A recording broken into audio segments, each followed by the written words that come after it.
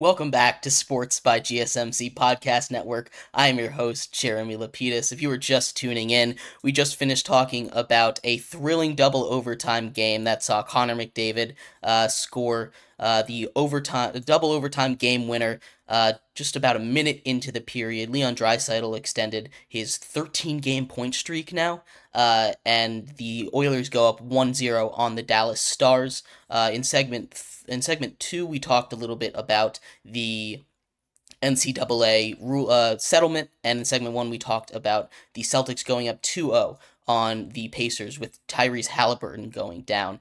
In segment 4 here, we are going to move into some baseball talk. There's been some rule changes. No glasses today. Lots of rule changes going on in the MLB recently. They put the pitch clock in, and the robot umpires have been being tested out in AAA for quite some time.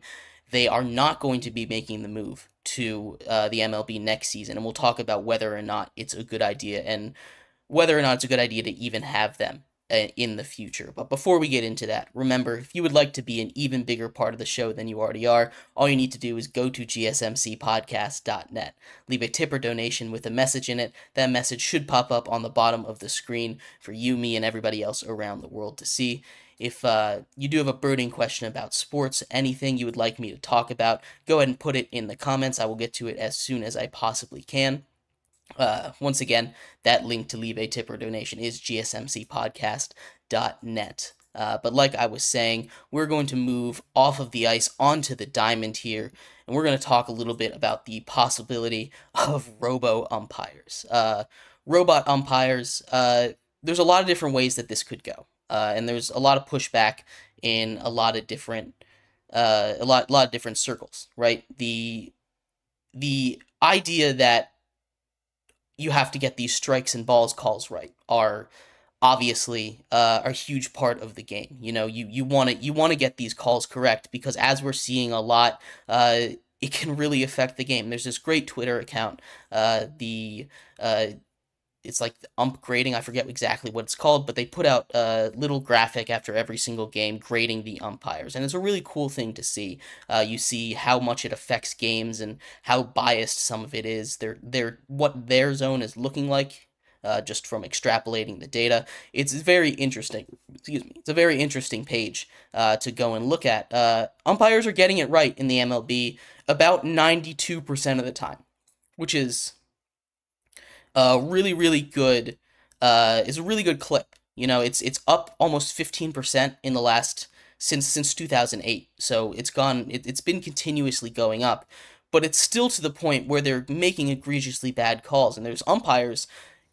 Generally, if you're an umpire or a ref, you don't want people to know your name. If they know your name, it's not a good thing. And there's this one umpire, Angel Hernandez, that if you're following baseball, just about anybody knows, because his strike zone is famously horrendous. So there's a lot of different solutions. Robots are taking over. Like you said, Kelsey, their NFL is looking at getting rid of the chain gang, and they're trying that out in the preseason, excuse me.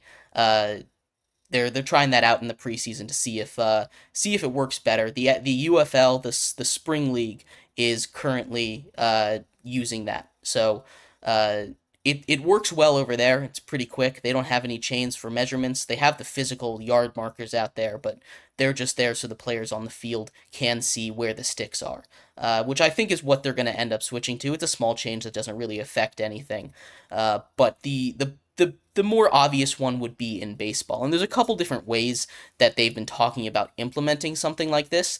The first one is full robots, you know, fully automated strike zone. The umpire behind the plate. It's not getting rid of umpires entirely, because you need the umpires there to call if a runner is safe or out at the plate, or all those other calls that are subjective and can't just be done really quickly by a robot just yet. So umpires, it's not like putting the umpires in there. Putting the robo ump is going to get rid of umpires entirely, right? It's not like we're gonna make this change and there's not gonna be anybody behind the plate. It's just gonna change exactly what their job description is. Another way that they've been doing it is in AAA, which is what I think they should do, is they have a challenge system. And I know some people are opposed to challenges in sports. They think it slows it down. But if there's a ball or strike the batter disagrees with, all they need to do is do the little challenge system. And then right away they'll buzz the machine will buzz into the home plate umpire and it'll tell them if they're right or wrong. You know, it's if you don't get punished for getting it wrong, but it can help, and you also can't do it all the time, but only on egregious calls. And I think that's what they're going to end up doing. The idea of not putting it in, I think, again, we've talked about a lot about change in this episode with the NCAA and its sweeping changes, but people in general don't like change. It's one of the things. It doesn't really matter if it's going to help or how little it's going to change. Whenever change happens, whether it be sports or really anything else in the world, people are resistant to it because it could be awful, but also it could be good. And this is the kind of change that's not going to affect much, and people aren't going to notice. If you remember when they put the pitch clock in recently, everybody was saying, "Oh, it's going to completely ruin the game and the pace of baseball," and it's definitely quickened the pace, but it's a good thing. You see these compilations of pitchers taking 3 pitches in the time it takes an entire inning to be pitched nowadays, and people are now blaming the increase of pitcher injuries on that, but there's a lot of other things. I think the pitcher injury epidemic is more on pitchers throwing harder than ever before, pitchers throwing with more spin than ever before, and not having the sticky stuff as an agent to help them get that spin. Pitchers are, being more explosive, and they're hitting the physical limits of the human body. Kelsey asks what happens when they go beyond the clock time. If the pitcher goes beyond it, it's an automatic ball. If the batter goes beyond it, it's an automatic strike. So there's a punishment there, and it hasn't really changed the game of baseball too much right now. It hasn't gone and, changed the way that the game is run, and generally you don't see too many violations. Now, in the first ever spring training when this happened, you saw a bunch of violations, but it's been a season and a half now at this point. Yeah, it's a fair system, I think, and I don't have any issues with it, and I think most people don't have an issue with it.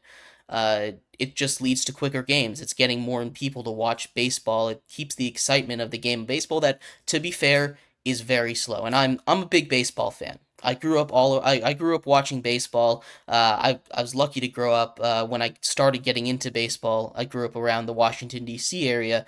When I started to get into baseball, the Nationals were good right away. Like, I kind of started getting into baseball right when the Nationals started getting good. So really, that always helps you start to love a sport more. But that's not always how it works around the country. There's teams, but baseball is not an easy sport to get into because it's slow and it's boring. And if you're watching it on the TV, I completely understand. I struggle to watch a full baseball game on the TV nowadays, just because, again, it's slow. But going to baseball stadiums going to baseball stadiums is, in my opinion, the greatest place, is the greatest live sport event to go to, because in these other live sport events it feels like you have to, basketball or hockey, you have your eye on the action at all times and it doesn't stop, and that's a good thing. But if you just want like a nice relaxed day, you go to a ballpark, enjoy the day out, go hang out with friends. I love going to baseball games. It's my favorite live sport to go to. But that's besides the point. That's a whole nother discussion. Robot umps not being in here, like I said, I don't think it's going to be a change that people are going to affect. It's going to be one of those things that happens once or twice a game where a player's like, "I think you got that wrong, ump. Let's do a little replay." And it should fix the game. It should stop these huge swings from happening. Now, there has to be some kind of limit to it, and I'm sure they're still figuring it out. I hope that this gets implemented soon, because I am tired of watching baseball games and having strikes called that are unhittable, and it doesn't happen that often. Like I said, umps are pretty good at their job, and referees in most sports are pretty good at their job, but, we only notice them when they do a bad job. If you're an ump, you don't want to get noticed. If you're a ref, you don't want to get noticed, and for the most part, they do a good job. 92% is a pretty good job, but there's always those bad calls, and we want to get those bad calls eliminated from the game as much as possible. And I think having this challenge system is a great first step. And we can expand from there if we need. We can go to the fully robot zone if we need in the future. But I think implementing this challenge system for batters to challenge batters or pitchers to get challenged is something that should get called. Kelsey, did that happen today? I haven't seen that Aaron Judge got tossed. But yeah, that's always going to be a part of baseball, and baseball has more old heads than any other sport. So it's always change is always tough to happen, especially in a sport that has so many older fans. 2 or 3 weeks ago, yeah, no, stuff like that happens all the time, and that's why I'm a fan of this Robo Ump system. It doesn't have to overhaul the entirety of the way that the calls are made, but it can help keep the game running smoother and avoid situations like Aaron Judge getting tossed on a bad call. But yeah. Speaking of Aaron Judge, actually, we're going to talk a little bit about the Yankees in our fifth and final segment here today. We're going to move into the Yankees GM came out and said we're spending too much money, which is if you followed if you've a baseball historian at this point, I guess, because that's 20 years ago, the Yankees were famous for being the big spenders, and that kind of is the opposite of what they've been known for. So we'll talk a little bit about that and what that means for baseball in the future. So stick around. We'll be right back on Sports by GSMC Podcast Network.